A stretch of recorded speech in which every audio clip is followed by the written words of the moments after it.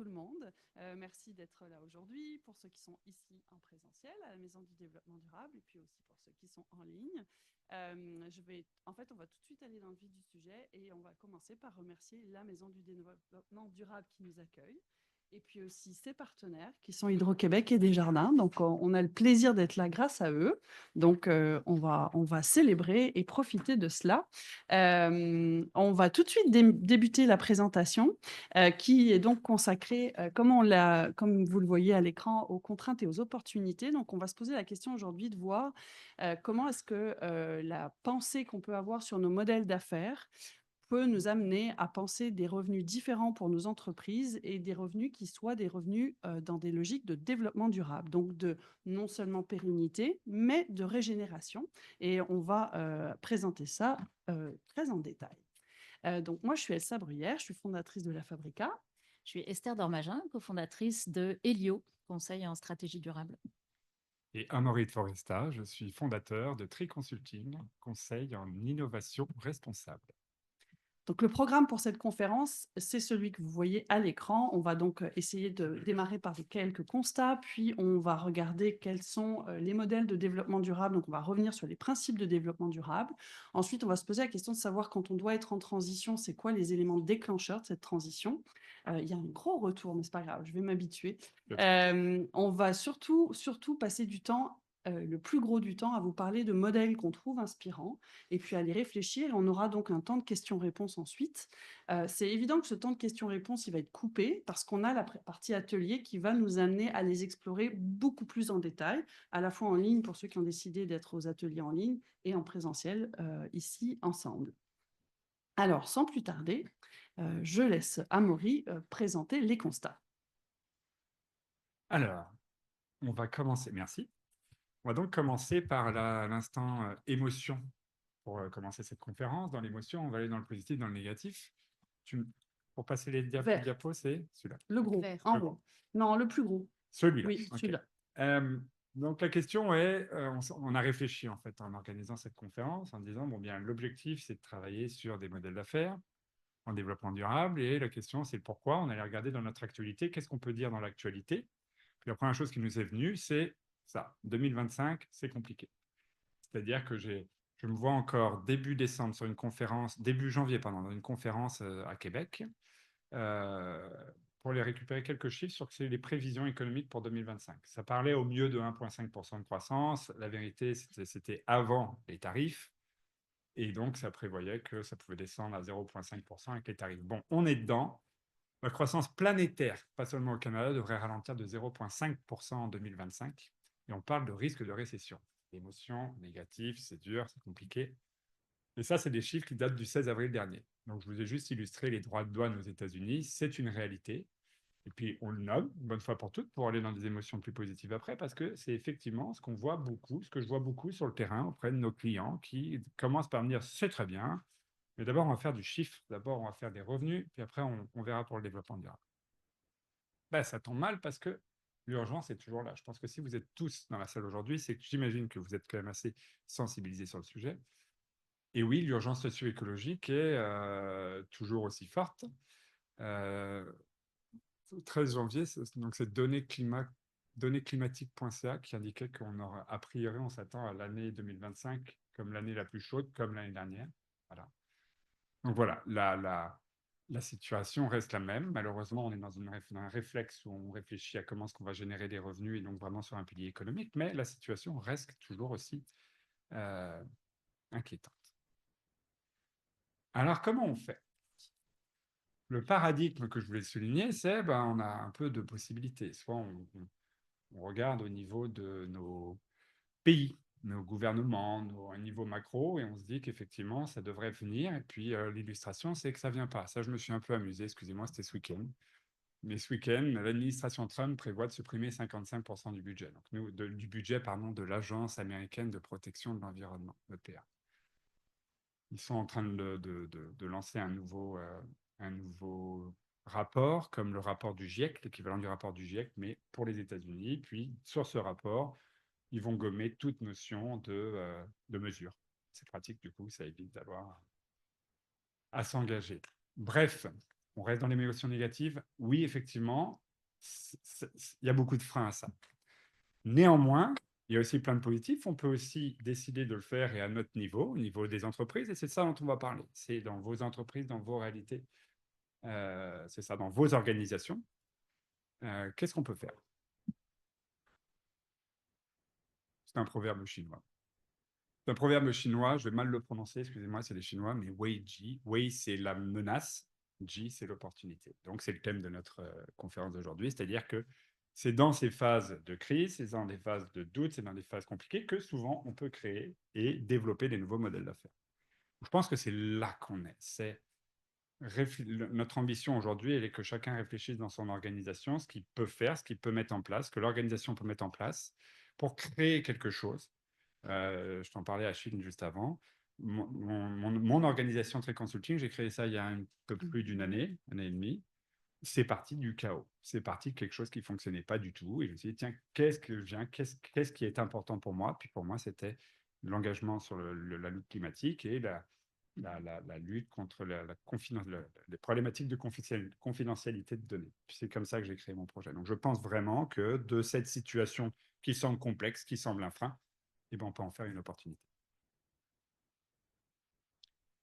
Donc, l'émotion positive qu'on vous amène, et en tout cas la conférence et son contenu, c'est vraiment de se centrer sur, mais finalement, si on peut essayer de réfléchir profitabilité et durabilité, qu'est-ce que ça peut donner? Ça ressemble à quoi? Et quelles sont les actions qu'on peut prendre sur ce sujet-là? Donc, il est certain que la conférence, elle vise à s'adresser à ça, c'est-à-dire comment on peut créer des bénéfices dans cette contradiction. Quels sont-ils? Quelle est leur proportion? Donc les besoins de société, comment on les intègre? Les besoins d'attraction, les besoins d'efficacité. Chaque organisation se pose ces questions-là, hein. La réputation de notre entreprise, les investisseurs ou les partenaires financiers, c'est pas forcément des investisseurs. Évidemment, la question des coûts et de la rentabilité. Donc on a toujours des tensions. Toute organisation est un être vivant, les entreprises aussi en font partie. Et donc, l'objectif aujourd'hui ensemble, c'est d'aborder cette tension, mais du côté de la durabilité, du côté de la régénération. Évidemment, il y a des freins, on s'en doute. Et donc, la question que se posent la plupart des gens, désolé, je ne sais pas, ça ne veut pas, ça veut, ça ne veut pas. Peut-être ça veut, peut-être ça ne veut pas. Non, ça ne veut pas. Non, ça se passe. Ça va. Oui, regardez, ça y est, c'est là. Magic Touch. Donc, il y a des freins. Il y a effectivement une question qui est que on passe par où, on commence par quoi et on se structure comment? C'est vrai que la complexité dont tu parlais tantôt ou le chaos, ça amène à devoir se poser cette première question-là. On va venir là-dessus, mais je vous invite vraiment à vous centrer là-dessus. C'est quoi le point de départ? Est-ce qu'on a essayé des points de départ et on a échoué? Et si on devait la démarrer, ce serait quoi le meilleur endroit? Donc, on va essayer d'en identifier certains avec vous aujourd'hui, mais c'est le point de notre présentation d'aujourd'hui. Amaury, je te repasse la parole. Ok. Les modèles d'affaires durables, c'est quoi? Bonne question. On a trois clés à vous présenter. On va parler d'abord de stratégie de revenus. Donc, on revient sur le point de départ. L'idée, c'est de générer des revenus. D'accord? Donc, je dirais, ça dépend, ça part un peu de vous. Encore une fois, pour l'instant, on ne vous connaît pas, là, ça part de votre organisation. Donc, c'est quoi le degré de maturité dans votre organisation? C'est quoi les motivations? Et c'est quoi les moteurs, en fait, un bout de nez. Donc, les moteurs, c'est là où on a parlé de stratégie plutôt défensive ou offensive. Il y a différents moteurs. Dans le côté défensif, il y a beaucoup d'exemples, mais le premier exemple pourrait être ce qu'on est en train de vivre en ce moment, ce que je vous ai présenté avant avec les barrières tarifaires. On perd des revenus, on perd des clients. Donc concrètement, qu'est-ce qu'il faut qu'on fasse pour pouvoir conserver ces parts de marché? Ça peut être, c'est un réflexe un peu naturel qui est en train de se passer aujourd'hui, on va chercher d'autres clients plus locaux ou dans les autres provinces ou à un niveau plus local. Donc on va forcer notre modèle d'affaires pour être rentable plus localement. J'ai une activité par ailleurs de coach auprès de startups. C'est évident qu'on est un peu moins arrivé sur la stratégie à l'international sous 2 ans. On va vraiment renforcer très fortement son marché domestique. D'accord? Donc, vous perdez des clients. Deuxième chose, les clients, vos clients, pardon, consomment peut-être plus exactement de la même manière. Donc, on pense assez naturellement au monde de l'agroalimentaire. Si vous vendez des produits, peut-être que ils vont vouloir être plus exigeants sur ce qu'ils vont acheter, sur des produits, pareil, plus locaux, je ne sais pas, bio. Voilà, bref. Donc, vous êtes obligé de changer votre offre de proposition. Il y a un troisième point complètement à l'autre bout du scope, c'est le côté réglementaire. On n'y est pas encore, mais il y a quand même des réglementations. Je pense à la filière électrique en Europe. Bon, bah, vous avez l'obligation de passer sur des moteurs électriques d'ici 2030 ou quelque chose comme ça. Bref, votre offre va changer concrètement. Vous produisez des véhicules qui sont 100% électriques. Et puis, il y a l'adaptation. On parlera. L'adaptation, c'est s'adapter par rapport à ce changement climatique. Effectivement, ça peut être c'est problématique, mais on va être obligé d'adapter son offre de service pour pouvoir proposer des nouveaux services. Puis il y a l'offensif. La manière offensive, c'est de se dire, bah, je prends la balle au bon et donc je vais créer des nouveaux services ou des nouveaux produits, une nouvelle gamme de services orientés développement durable.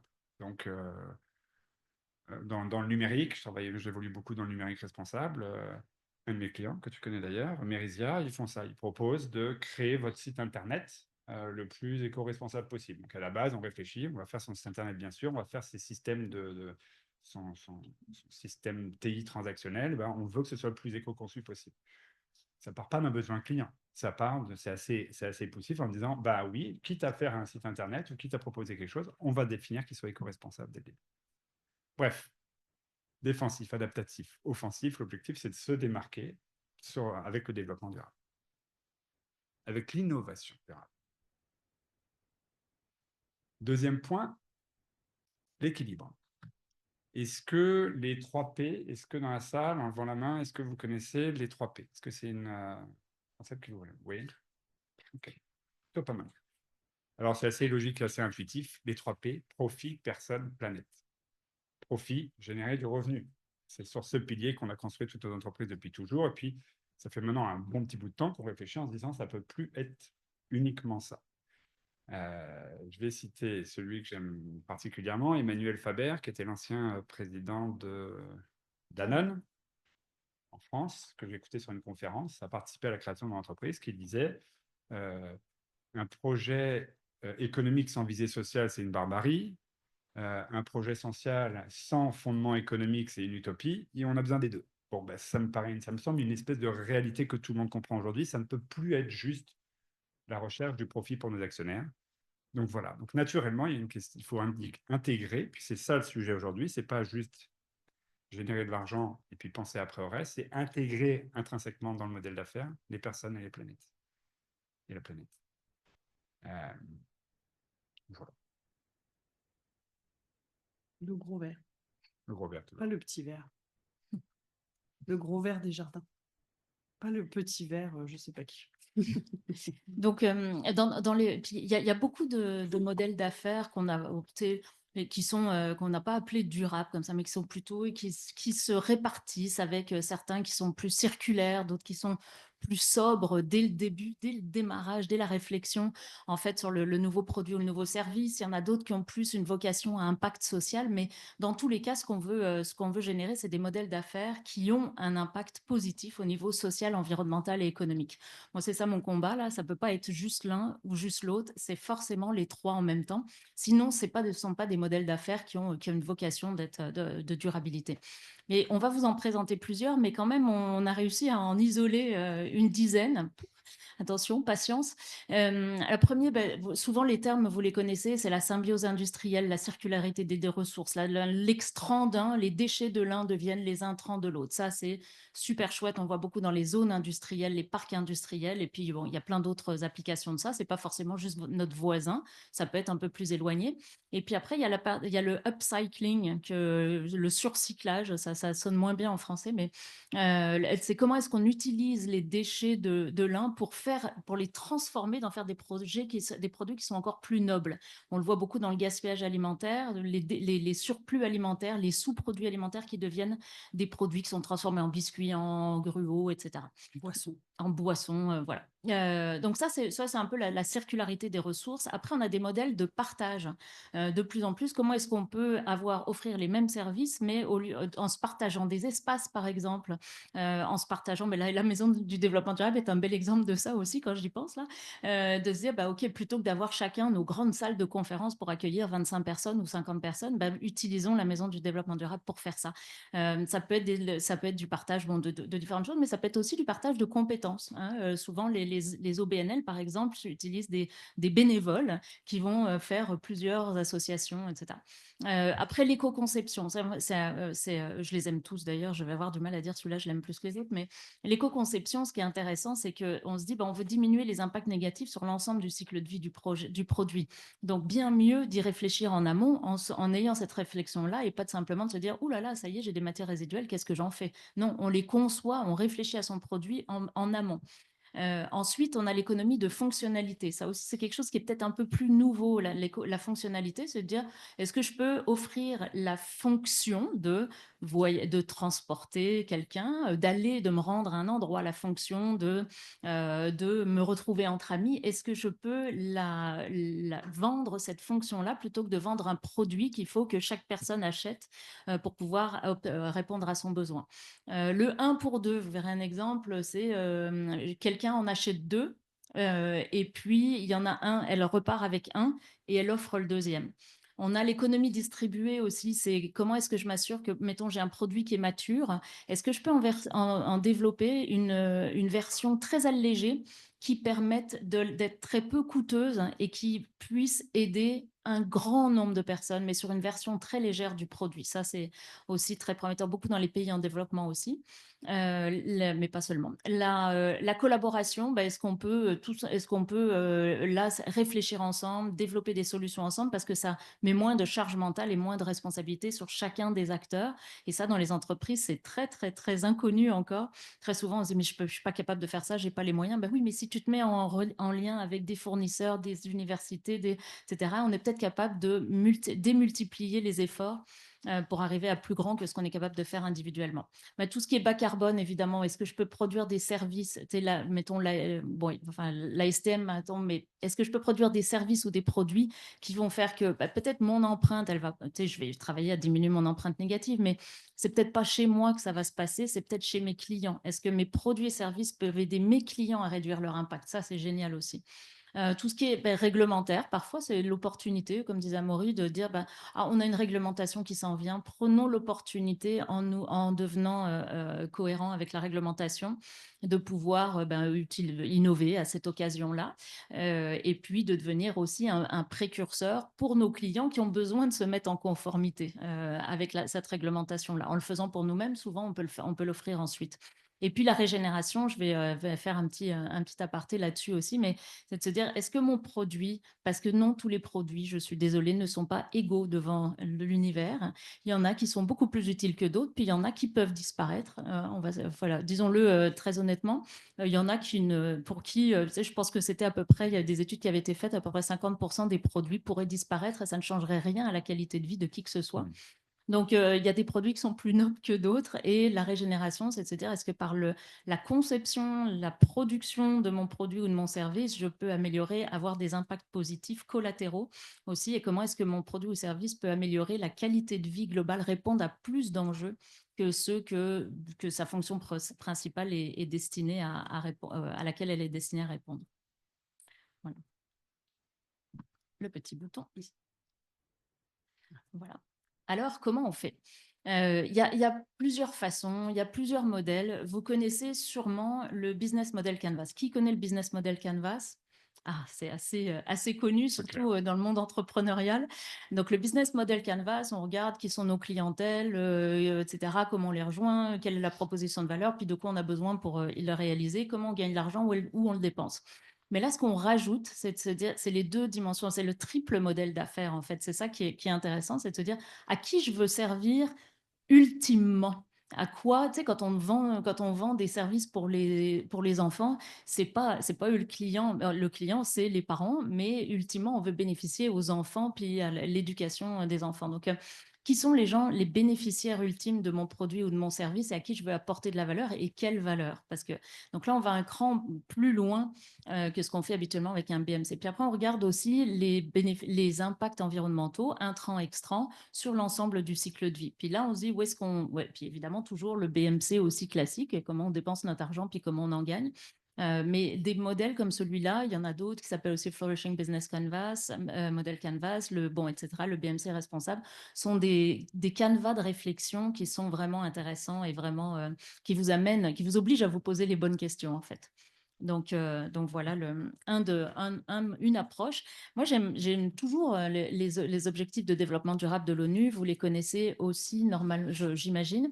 Il y en a 17. Ce qui est intéressant dans les objectifs de développement durable de l'ONU, c'est le fait que ils n'ont pas de hiérarchie, en fait. Et vous ne pouvez pas, on ne peut pas décider qu'on ne s'adresse qu'à l'un ou deux ou trois d'entre eux. Oui, bien évidemment, on a un impact plus important sur quelques-uns, mais on ne peut pas poursuivre ces objectifs-là au détriment des autres objectifs de développement durable. Si vous faites un produit, oui, si vous voulez vous adresser au changement climatique, vous avez qu'à fermer votre entreprise, hein, globalement, puis c'est pas ça l'idée, parce que vous allez avoir d'autres impacts collatéraux. Donc, l'idée, c'est de se dire, est-ce que je peux utiliser ça un peu comme un référentiel, comme une checklist? Et ça aide à se dire, aujourd'hui, comment opère mon entreprise? Quels sont les impacts qu'on a aujourd'hui? Mais aussi dans mes décisions, sur quel type est-ce que je peux enrichir mes décisions? Est-ce que je peux enrichir mes projets et donc mon modèle d'affaires en essayant de répondre à encore plus d'ODD que ceux auxquels j'avais pensé au départ. Donc, je trouve qu'en termes de référentiel, de réflexion, je le trouve vraiment intéressant. Puis déjà, si vous l'utilisez, celui-là, c'est déjà un très, très bon début. Une petite notion de régénération.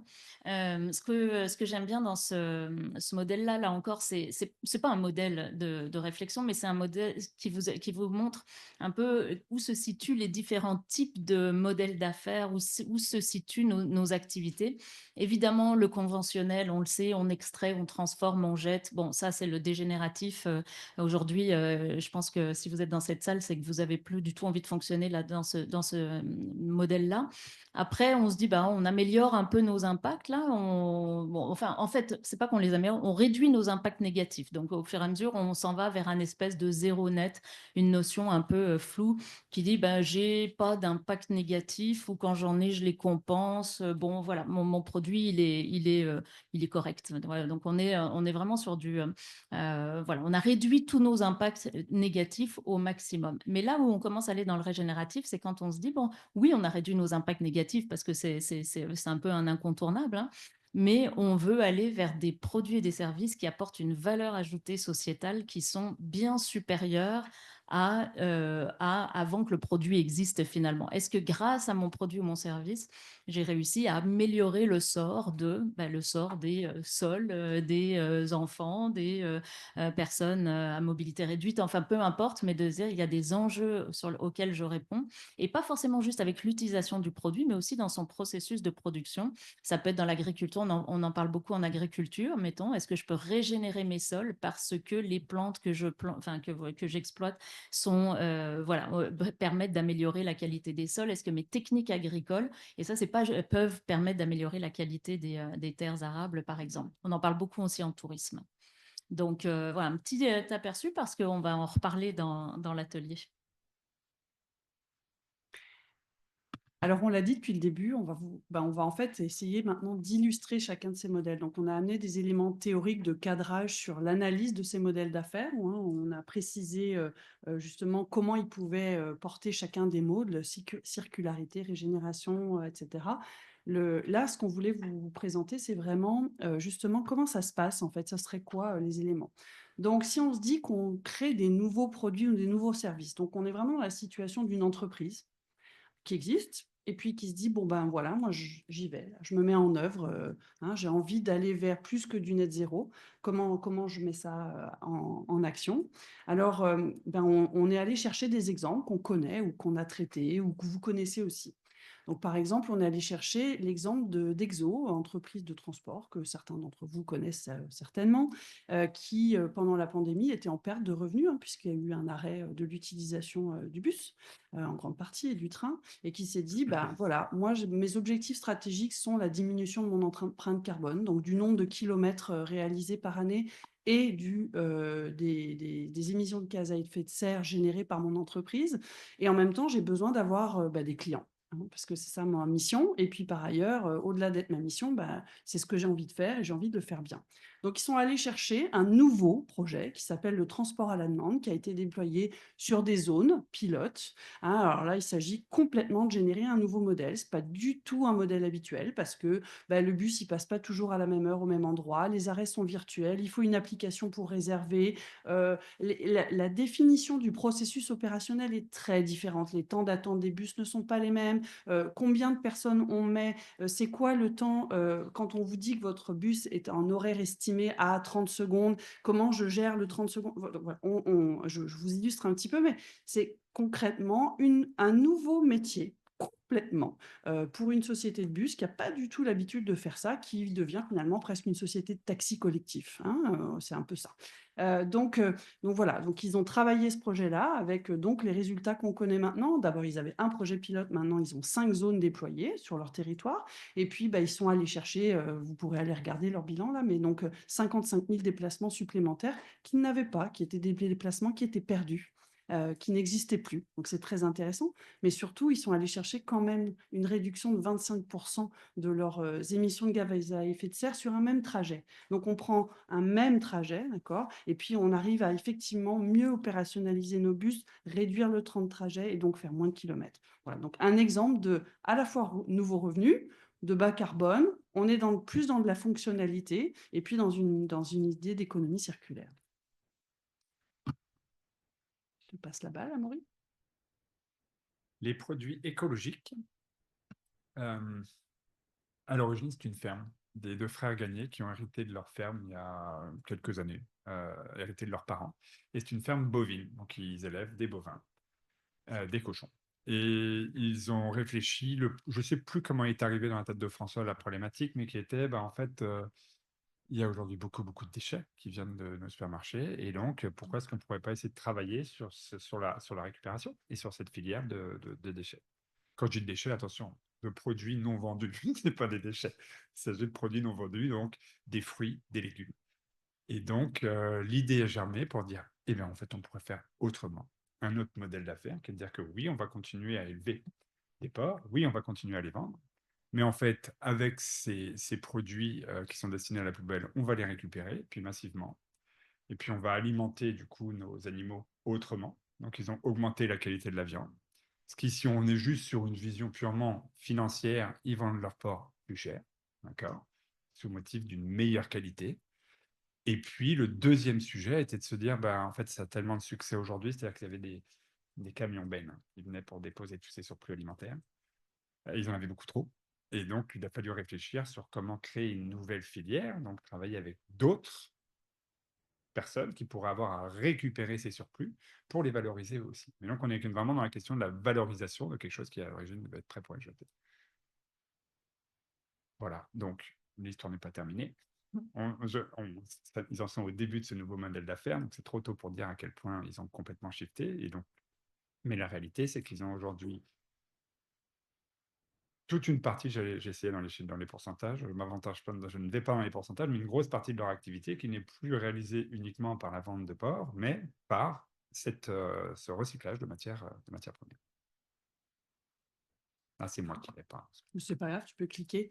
En fait, le prochain, c'est Cyclo Nord-Sud. Alors, il y a Rémi qui est là. Donc, on a collaboré ensemble. Et en fait, ils nous ont interpellés parce qu'ils avaient un projet pilote qui avait très, très bien marché, mais qui, finalement, avait de la difficulté à trouver des revenus. Hein, ça, c'est quand même très, très embêtant. Le métier de Cyclo Nord-Sud, c'est notamment d'être capable de mettre des gens en capacité de faire du vélo, de réparer leur vélo, donc de pratiquer le vélo, le réparer pour adresser les déplacements et la mobilité de personnes qui sont en situation éventuellement économiquement plus fragile. D'accord? Et donc, ils étaient dépendants d'un certain nombre de choix politiques. Donc, on a fait tout un travail pour se dire comment on en fait un produit Comment on fait pour que ce qui peut paraître un projet, qui est fait ou pas fait, suivant les aléas, devient vraiment un produit, de Cyclo Nord-Sud, que Cyclo Nord-Sud va présenter en disant: «Bah, nous, on est capable de vous mettre en place des activités comme ci, comme ça». Et donc l'objectif, et je l'ai écrit, c'était la diversification des sources de revenus. C'est pas en soi que ça augmente les revenus, c'est qu'on est moins fragile, mais par contre, on est sur une nouvelle source. Et ça, c'était l'intérêt. Alors, on pourrait se dire: «Ah ouais, mais ils ont finalement, réutilisé quelque chose». Bah, d'abord, ils ont réutilisé leurs connaissances, mais c'est devenu véritablement un pilier. Ils sont capables de présenter, leur situation. Alors évidemment, c'est éco-distribué, c'est éco-conçu parce que c'est eux qui récupèrent des vélos, ont un atelier de bénévoles qui les répare. C'est du partage de connaissances, c'est de la circularité parce qu'ils font ça avec d'autres acteurs. Voilà, on est sur un modèle qui, est à la fois pérenne et extrêmement bas carbone, durable, éco-conception, et cetera. Celui-là, on est allé le chercher aux États-Unis parce qu'il y en a très peu des exemples de modèles de 2 pour, enfin 1 pour 2, 2 pour 2. Puis j'ai un petit coup de cœur pour celui-là, le modèle de Tom's. En fait, le gars qui a parti ça, il était vraiment, lui, il voulait trouver en fait une façon. Il s'était aperçu, il avait fait de l'humanitaire, tout ça, et il avait vu que bon, les enfants dans certains pays, notamment là, c'est en Amérique du Sud, étaient interdits d'aller à l'école. Ils ne pouvaient pas vraiment aller à l'école parce qu'ils n'avaient pas de souliers. C'est pas aussi bête que ça. Et à l'école, il faut avoir des souliers pour rentrer dans l'école. Donc il s'est dit, il faut que je trouve une façon de monter un business qui va permettre de financer ça. Je ne veux pas faire voilà, une œuvre de charité. Là, je veux monter une business parce que c'est ça que je sais faire. Lui, il était entrepreneur. Et il s'est dit, bah voilà, je vais créer une marque de souliers qui va faire que quand quelqu'un en achète un pour lui, dans les faits, il en achète 2 en réalité, puis il y a une paire. Évidemment, ça ne se passe pas dans le magasin, là, ça se passe en back-office.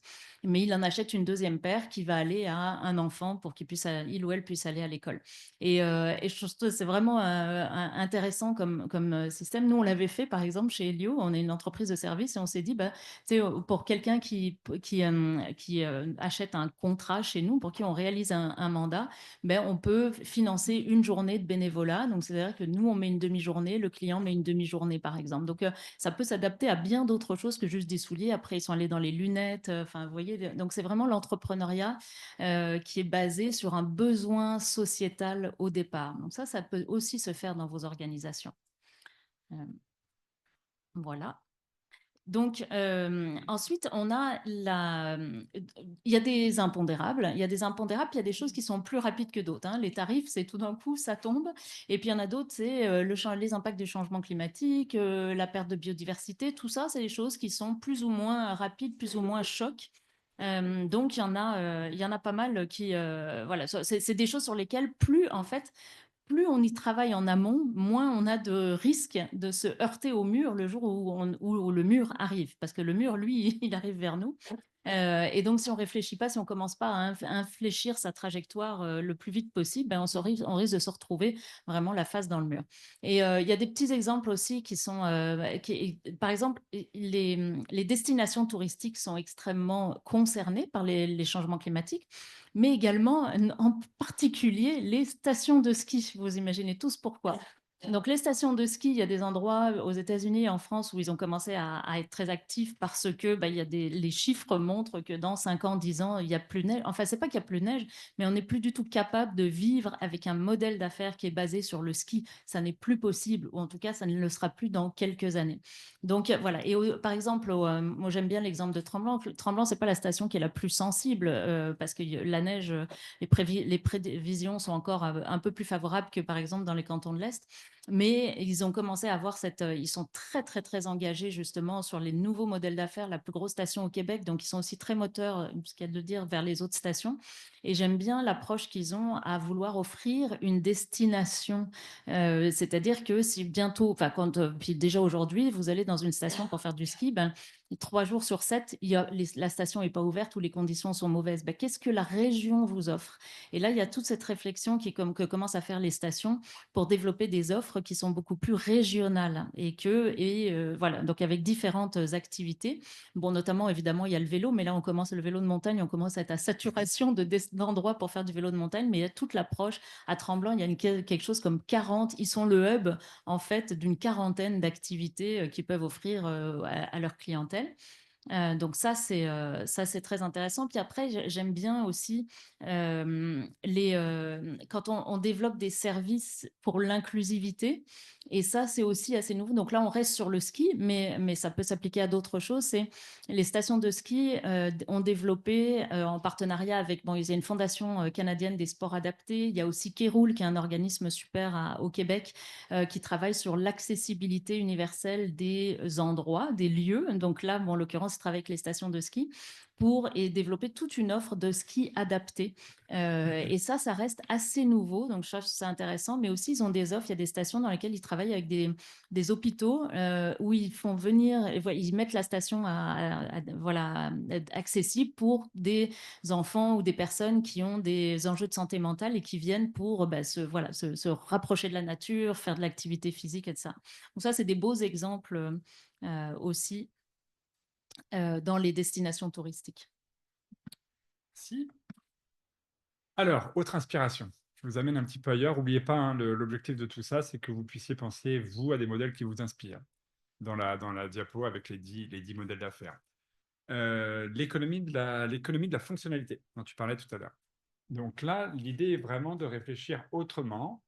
L'idée est non plus de réfléchir sur du volume, un nombre de produits que je vais vendre, ou sur le produit lui-même, mais sur sa fonctionnalité, sur son usage. D'accord ? Donc, il y a un exemple sur lequel je ne pouvais pas passer à Montréal, c'est Communauto, que tout le monde connaît. Donc, Communauto est quand même la première entreprise d'autopartage. D'accord ? Donc, ça fait 30 ans, 31, ils ont été créés en 1994, qu'ils existent. On est vraiment dans une autre idée. C'est qu'on n'a plus besoin de détenir sa voiture, on va facturer un client en fonction d'un kilomètre parcouru. Donc, vous êtes vraiment dans l'usage. Ça marche bien. Qui utilise Communauto ? Ok, on est peut-être au-dessus du 12%, j'ai l'impression. Donc, 12% des Montréalais utilisent Communauto. Il y a plus de 170 000 utilisateurs au Canada. J'ai eu un peu du mal à avoir le vrai chiffre. Mais bon, les dernières données que j'ai trouvées, c'est 100 millions de dollars en 2023. Bref, tout ça pour dire que c'est un modèle qui est éprouvé, plus de 30 ans, donc on peut vivre avec ça, se développer. Ils se sont développés à l'international, ils sont à Paris. À l'inverse, moi, ça c'est mon interprétation, je crois qu'ils n'ont pas une volonté qui est poussée par le P de profit, malgré par-dessus tout le reste, puisque sinon, depuis 30 ans, ils se seraient développés bien plus grands et bien plus vite. D'accord ? Peut-être certains étaient au sommet du climat aussi la semaine dernière. Non ? Oui.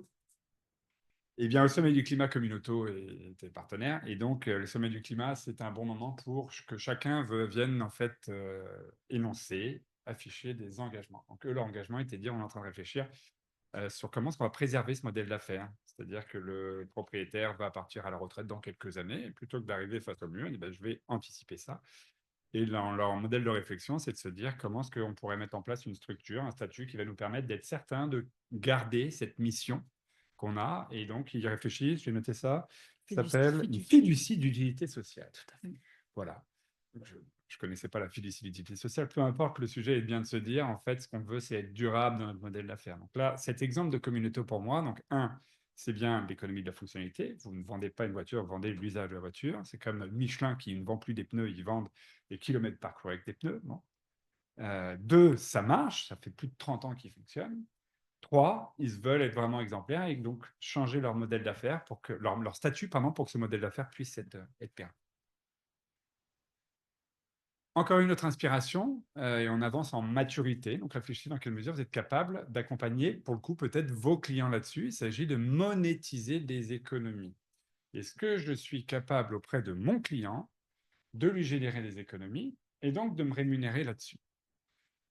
Là, je pense à Lemay, le cabinet d'architectes, un client que j'accompagne depuis plus d'1 an et demi, à quoi ils ont intégré une entreprise qui s'appelle Fusion Énergie, qui a plus de 30 ans. Daniel a monté ça il y a 30 ans. Et Fusion Énergie, ça fait quoi? C'est une solution logicielle qui permet de mesurer et piloter la dépense énergétique d'un bâtiment.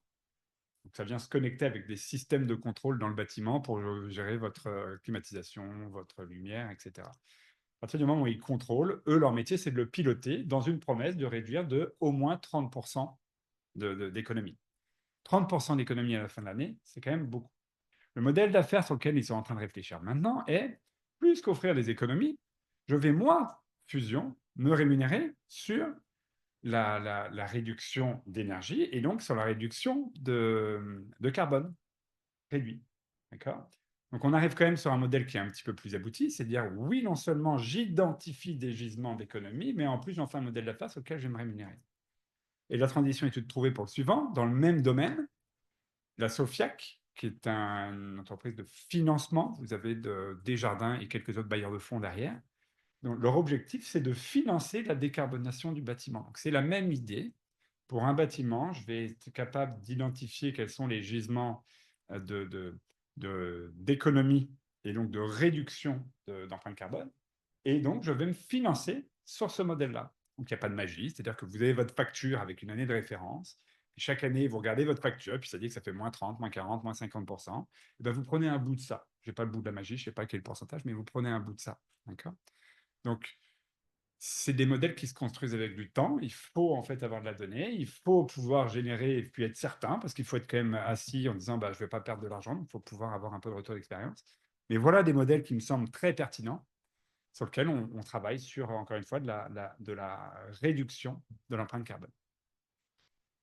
Je vous amène un tout petit peu ailleurs, dans un modèle qui là aussi me semble assez évolué, et puis dans un domaine qui est pour le coup sur lequel c'est souvent un peu compliqué de réfléchir. Ce n'est pas un produit. Norcy, c'est une firme de service. C'était de placement en informatique. Donc, ils font des projets en informatique, ils sont en France. Et pourquoi est-ce que c'est intéressant? Ils ont développé ce qu'ils appellent la perma-entreprise, hérité de la permaculture. Au passage, il y a un livre là-dessus, je vous inviterai à le lire, qui est basé sur 3 piliers.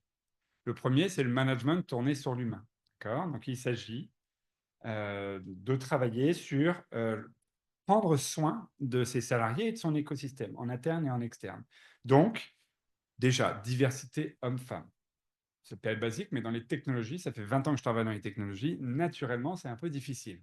Bon, ils y arrivent. Donc, il y a au moins 50% de femmes dans leurs effectifs.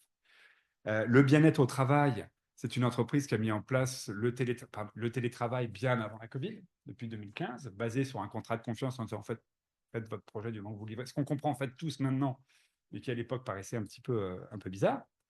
Et puis, autre exemple sur le management tourné sur l'humain, c'est sur un programme, une école de formation. Donc, l'école de formation, vous me direz, je travaille avec HU, par exemple, chez Cofomo. Je pense que c'est assez classique. On propose de la formation à nos collaborateurs. Bon. Pourquoi? Parce que ça a de la valeur pour l'entreprise. Parce que si vos collaborateurs sont formés, ben, ils vont faire de la qualité et donc on va pouvoir facturer nos clients. Voilà. Mais plus que ça, l'idée de cette école est de dire je vais augmenter vos connaissances et donc votre valeur sur le marché. Partant d'un constat que le sujet, il n'est pas forcément de vouloir retenir absolument ces ressources. Oui, on les retient le plus longtemps possible, mais une activité de service, c'est évident que les gens partent à un moment. Donc, on va quand même beaucoup plus loin, qui est de dire on va vous aider à avoir de la valeur sur le marché pour que quand vous quitterez, vous puissiez trouver un travail et que ça ne pose pas de problème et que vous ayez une meilleure valeur. On est quand même dans une logique qui est un peu plus aboutie. On n'est pas en train de dire il faut absolument garder ces gens. Et non, on va faire un bout de chemin le plus long ensemble, mais on est assez conscient qu'il y a un moment où on se quittera, puis mieux vaut qu'on prépare et qu'on fasse ça bien. Deuxième chose, préserver la planète. Alors, pour une activité de service, préserver la planète, c'est quoi? C'est assez classique aussi, la réduction des déplacements. Donc, ils ont réduit de 60% les déplacements de tous leurs consultants chez leurs clients. C'est de l'éco-conception. Alors, dans le numérique responsable, c'est ça. Ils sont choisis par leurs clients parce que dans leur méthodologie de développement logiciel, c'est de l'éco-conception de base. Voilà. Et puis, ils ont d'autres actions tournées autour dans leur environnement, dans leur écosystème. En fait, comme c'est une entreprise assez démocratique dans sa gouvernance, les employés ont décidé que ce qu'ils voulaient, c'est de se rattacher à la nature, et donc ils ont développé des projets en interne de potager ou autres, ils replantent des arbres, etc. etc. D'accord. Allez, j'arrête avec la planète. Le dernier exemple, et puis j'arrête, le troisième, c'est se fixer des limites et redistribuer équitablement les richesses. Donc là, encore une fois, on vient frapper dans le premier P, qui est le profit. Ça dit bien que l'entreprise dit que dans leur mission n'est pas de faire... leur mission n'est pas premièrement de faire du profit pour l'actionnaire, mais premièrement de faire un projet d'entreprise avec les salariés. Ce qui veut dire que concrètement, c'est une équité salariale entre les hommes et les femmes, de base déjà. C'est ce qu'on retrouve, il y a quelques idées comme ça qui sont débattues, attention. C'est un ratio entre les salaires les plus élevés et les moins élevés. Donc, entre le salaire le plus élevé de l'entreprise, peut-être que c'est le directeur, j'en sais rien, ou un directeur de projet, et puis la ressource la moins qualifiée, il y a une échelle de 1 à X, je ne sais pas, ça leur appartient. Mais donc, ils ont mis ça en place. Voilà, il y a plein d'autres idées. Mais donc, bref, je l'amenais là, puisqu'on est vraiment dans un modèle, en fait, qui est plus loin encore, je dirais, dans l'échelle de maturité. Aujourd'hui, ce dont on réfléchit, c'est comment est-ce que je génère du revenu en étant aligné avec les enjeux de planète et donc les enjeux de développement durable. Là, on est vraiment dans un modèle d'affaires où, en fait, les 3 P sont intégrantes profondément du modèle d'affaires. Voilà. En Et fait, voilà. voilà. On vient de vous présenter effectivement plusieurs exemples qui illustraient cette diapositive-là, c'est-à-dire celle qui veut bien, Ouais. voilà. Celle où on a choisi un certain nombre de modèles d'affaires. Encore une fois, modèles d'affaires dans le sens où ils ont une incidence, c'est-à-dire que les clients qu'on vise, les modèles opérationnels nécessaires à ces clients et à cette offre et les modèles de revenus ne sont pas les mêmes suivant, et la mécanique entre elles n'est pas la même suivant qu'on choisit d'être en économie distribuée ou en éco-conception. Tout de suite, on entend que dans les deux cas, c'est durable, mais ce n'est pas forcément du tout une mécanique identique à maîtriser et mettre en œuvre. Donc, on a illustré ça avec plusieurs exemples qu'on avait, nous, ou qui nous inspirent, qu'on aime. Mais à partir de maintenant, l'idée, ce serait plutôt, en fait, de vous donner la parole. J'arrive pas, voilà, à revenir là-dessus. Et à vous demander de la rétroaction. Avez-vous des questions sur ces modèles? Sont-ils clairs? En avez-vous d'autres que vous aimeriez énoncer pour terminer cette conférence? Sachant que nous en allons tout à l'heure, donc vers 15 heures à peu près, en atelier sur ce même contenu. Mais avant que de conclure, on a un petit 10 minutes pour pouvoir échanger. Et d'ailleurs, je pourrais aussi prendre le micro. Parce C'est que parti. sans le micro, les gens en ligne ne vous entendront pas.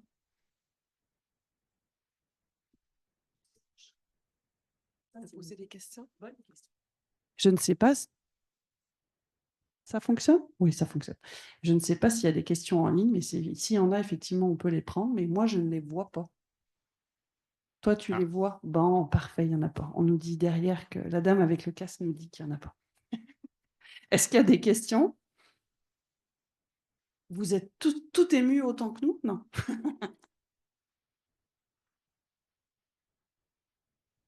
Merci, c'est très clair. Est-ce qu'il y a besoin de nouveaux indicateurs, comme par exemple mesurer le bien-être? Est-ce qu'on sait faire ça? Est-ce qu'on a besoin de développer des nouveaux indicateurs? Je pense que j'ai une réflexion peut-être à partager. Il y a besoin de s'arrimer à des indicateurs de plus larges aussi. Il y a, oui, des nouveaux indicateurs parce qu'effectivement, on veut mesurer le bien-être des gens qui utilisent notre produit, notre service, mais il y a aussi le fait de se rattacher, pour pouvoir avoir un vrai impact, de se rattacher à des indicateurs sociétaux aussi. Et de se dire, bah, OK, moi, mettons, il y a tant d'émissions de gaz à effet de serre liées au transport dans la ville de Montréal ou dans la ville de Sherbrooke. Qu'est-ce que je peux faire si moi, ma compétence, elle est arrimée à ça? Et qu'est-ce que je peux faire pour essayer de le faire, de contribuer à ça? Donc, je trouve que oui, pour nous-mêmes, d'avoir des indicateurs, mais aussi de se dire à quels indicateurs sociétaux on répond. Je trouve que ça, c'est important également pour s'assurer qu'on est en ligne avec des vrais besoins de société. Puis peut-être ajouter là-dessus, il pourrait y avoir des nouveaux, bien évidemment. Puis allez-y, s'il vous plaît, donnez toutes vos idées. Deuxième chose que je voulais ajouter, en fait, vous allez en mixer plusieurs. C'est pas forcément un indicateur ou un modèle d'affaires. Certainement, vous allez pouvoir en mixer plusieurs. Troisième chose, je pense que ça dépend. Ça va pour n'importe quel type d'entreprise, d'organisation et de taille. Que vous soyez une start-up sur laquelle vous êtes en train de réfléchir sur votre BMC ou que vous soyez une grande entreprise sur laquelle vous réfléchissez sur qu'est-ce qu'on peut faire ou lancer un nouveau produit ou adapter notre compte. Bref, quoi que ce soit, ça vaut pour tout le monde. Je dirais peut-être en réponse à ça, c'est que indicateurs existants, nouveaux indicateurs, ça prend quand même à la base une intention. Je pense que c'est là-dessus. C'est d'identifier dans vos entreprises des gens qui ont l'intention une motivation une intention, ouais, pour pouvoir passer à l'action. Parce que tout le sujet, il est là, c'est le passage à l'action. En fait, j'aurais voulu éventuellement que tu précises un petit peu, quand tu disais des nouveaux indicateurs, tu veux dire au sein d'une organisation ou en général en développement durable? Au sein d'une organisation? OK. Je compléterai, le point en disant 2 choses qui sont issues, du métier que je fais aussi par ailleurs, qui sont, la question de la gestion d'équipe en situation d'innovation ou de complexité. On a l'habitude de travailler notamment, tu l'as certainement entendu, sur des questions de rétroaction. La rétroaction, récurrente permet de créer des indicateurs à une équipe sur son bien-être. Donc ça, c'est un premier élément et c'est souvent plus pertinent que l'équipe elle-même ou l'entreprise génère par elle-même ces indicateurs parce que souvent, ils sont quand même assez propres à la structure. Ça ne veut pas dire qu'on ne peut pas mesurer des échelles plus grandes ou des référentiels. Ça ne veut pas dire qu'on n'ait pas des référentiels. Mais voilà. Donc ça, c'est la première chose. La deuxième chose que j'indique qui va avec, c'est qu'il faut qu'il y ait une récurrence. C'est-à-dire que ce type d'indicateur-là, il nécessite qu'il y ait une inspection chaque semaine, idéalement. Mais après, si c'est moins que ça peut être moins que ça. Mais voilà, ça, c'est la première chose. La deuxième, c'est qu'il y a quand même des outils qui existent déjà. Je pense à Gsoft, qui a une application qui permet de mesurer de façon anonyme et en permanence un certain nombre des caractéristiques de bien-être d'une équipe et des individus qui composent cette équipe. Donc, il y a des solutions qui existent en ce moment. Sur ce qui est des référentiels, il y a aussi ce juridique qu'on connaît très bien, qui sont très bien documentés par la CNESST, hein, qui a fait un document très clair sur le bien-être au travail, c'est quoi. Donc, voilà, ces référentiels-là existent et à mon avis sont déjà beaucoup de choses. J'ai peut-être échappé si ça a été dit dans les modèles d'affaires, mais pour avoir croisé beaucoup l'industrie agroalimentaire il y a une dizaine d'années, j'ai beaucoup assisté à de la coopétition. Et ça, c'est pas souvent utilisé par d'autres industries, mais c'est vraiment franchement inspirant de les regarder aller à se partager des vannes pour ramener du stock quand ils sont à moitié pleins avec des compétiteurs. Et sincèrement, ça optimise et les résultats et les opérations et les profits. C'est vrai qu'on ne l'a pas appelé comme ça, mais il y avait 2 modèles où on avait dit collaboration, puis la mutualisation aussi. Alors, il y a effectivement, ça se retrouve pas mal. Ouais. Le réflexe, il n'est pas spontané avec la compétition dans la collaboration. Vraiment, absolument. Souvent, on a une lunette qui nous dirige vers ce qui est organique, vers ce qui est facile, vers les gens qu'on connaît. Mais quand on veut vraiment sortir de la zone, puis vraiment se challenger, travailler avec la compétition, c'est vraiment utile parfois. Oui. C'est la logique des grappes notamment et des consortiums, hein, qui en général, dans un consortium, essayent de générer à la fois des modèles de produits et de revenus communs entre fournisseurs et clients. Oui, très bon Question en modèle. ligne, Ah, oui. Quelles sont les aides gouvernementales pour faire une transition durable? Pour toi, ça. Ah, c'est pour moi. Non, c'est pour Non, Esther aussi. ouais. Bon, il y en a une que vous connaissez certainement qui s'appelle Éco-Leader, je pense par le FAQDD, le Fonds d'action. Un petit point sur le fonds Éco-Leader. Aujourd'hui, l'enveloppe qui est en cours de voilà, dans laquelle voilà, il n'y a pas de limite. On peut proposer des projets. Elle est ouverte finalement depuis assez peu de temps. C'est pour 3 ans. Elle est destinée à mettre en place des pratiques qui vont avoir un vrai impact environnemental. Donc, on n'est pas sur toute la partie analyse en amont. Il faut déjà avoir fait cette analyse-là, puis se dire, OK, c'est vers là que je vais et mon projet va permettre d'avoir des bénéfices environnementaux. Donc, c'est ça, le fonds Éco-Leader est effectivement le meilleur endroit, mais il faut pas partir d'une page blanche du tout. Non, après, vous pouvez toujours travailler sur des projets de recherche avec Prompt parce qu'il y a notamment dans les premiers niveaux de financement qui sont donnés, c'est des financements de type revue de littérature, etc. Alors, ça ne permet pas de faire des analyses du cycle de vie, mais enfin, ça permet d'explorer quelles sont les façons de mettre en œuvre. Donc, si on veut repenser l'ingénierie d'un produit, ça permet effectivement de faire ça. Qu'est-ce qu'on avait identifié? Dans le du FAQDD, il y a l'autre volet du fonds éco-leader qui est plus sur les technologies propres. Ouais. Donc, si vous voulez mettre en place une technologie, ils ne vont pas financer l'acquisition de la technologie, mais toute la partie en amont de comment on prépare l'organisation à accueillir cette technologie, comment on l'adapte. Donc ça, c'est les deux volets aussi. Et puis Investissement Québec après, mais c'est ça, c'est que souvent, donc il y a beaucoup d'investissements en fait. Si vous voulez aller chercher de l'investissement, enfin pas de l'investissement, oui de l'investissement ou alors du prêt, ça va être, c'est de plus en plus facile, ouais, vraiment. Et puis après, il y a des appels à projets par industrie, qui peuvent être intéressants. Il y a aussi les créneaux accords industriels qui, par exemple, vont attacher du financement. En général, ils vont attacher 50% de financement pour des projets qui regroupent plusieurs entreprises de leur secteur. Donc, il y en a un certain nombre qui ça.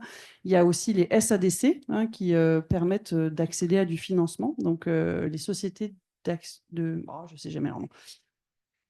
Merci beaucoup. D'aide au développement des collectivités. Je me perds dans les acronymes.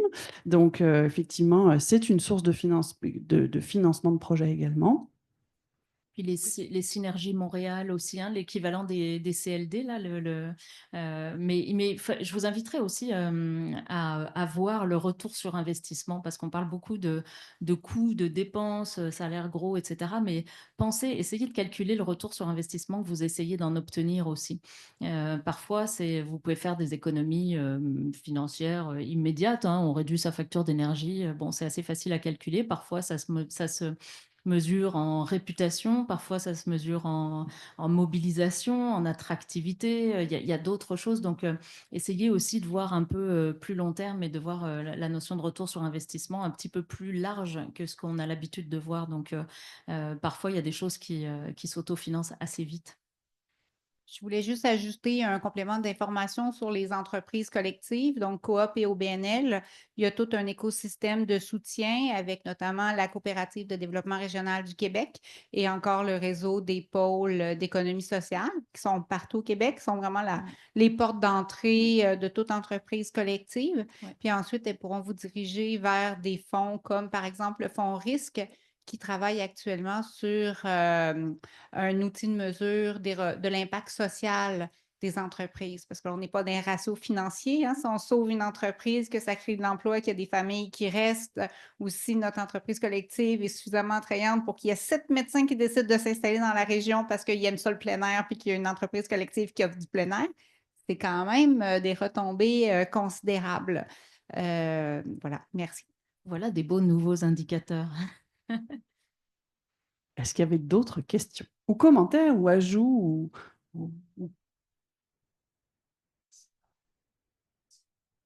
Merci.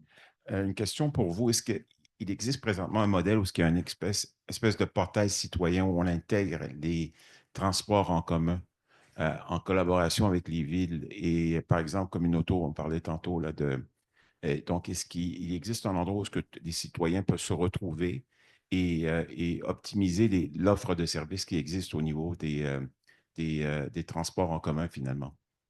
Qu'est-ce que tu veux dire par optimiser? Ou c'est que- utiliser ou trouver quel est ton Savoir. cocktail transport pour te Voilà, rendre d'un point A au exactement. point B, Donc, c'est tu ça? peux, par exemple, avoir un partenariat avec Communauto et une ville en particulier où il pourrait créer un portail pour le citoyen pour avoir accès à des cartes de services qui pourraient être disponibles pour le citoyen dans la ville en particulier ou dans d'autres villes dans lesquelles ils sont présents. C'est un excellent point. J'en connais La pas. réponse, c'est un beau projet. Je vais t'accompagner là-dessus. Peut-être qu'il y en a certains qui en connaissent. Voilà. J'aimerais ça présenter un modèle. C'est pas un modèle d'affaires, en quelque sorte. Oui. Ben, tout ce qui touche le transport, je vous invite à aller voir la Coop Carbone qui a un incubateur dont le nom m'échappe. Mobi, c'est ça. Donc, et puis Mobis, MOBIS. c'est ça. Et c'est la Coop Carbone qui est vraiment le spécialiste du transport qui pourra vous amener vers les bons liens. Là. Mais je sais qu'ils ont plein de projets pilotes qui soutiennent. Alors, il y a des outils complémentaires à ça. Il y a, par exemple, les CGD, les centres de gestion des déplacements qui font notamment des plans de mobilité pour les employeurs. Il existe des différents sites internet en région qui s'appellent les Embarques quelque chose, où vous pouvez effectivement permettre de faire visualiser à vos citoyens l'ensemble des offres de transport sur un territoire. Et c'est un outil qui est open source, Embarque. Ouais. C'est né en Estrie, puis c'est en train d'être généralisé un peu partout au Québec. C'est les conseils régionaux en environnement. Ensuite, qu'est-ce qui existe? Il existe un planificateur à la Fabrique des mobilités. Vous pouvez aussi utiliser des solutions technologiques comme Transit qui vous aident à intégrer des solutions de transport assez facilement. Qu'est-ce qu'il y a d'autre encore? Ouais, bref, il y a quand même tout un écosystème fort riche sur ce genre pour répondre à votre besoin. On peut en parler plus encore après. C'était toi qui voulais intervenir. Vous avez présenté d'excellents exemples de modèles d'affaires. Un qui mérite à être connu, c'est Partage Club. Je ne sais pas si vous connaissez cette application-là, mais ce modèle-là peut se répliquer dans d'autres contextes. Moi, je l'ai intégré dans ma vie et maintenant, si vous avez besoin d'une drill à percussion, c'est moi qui vais vous la prêter. Tout à fait. Je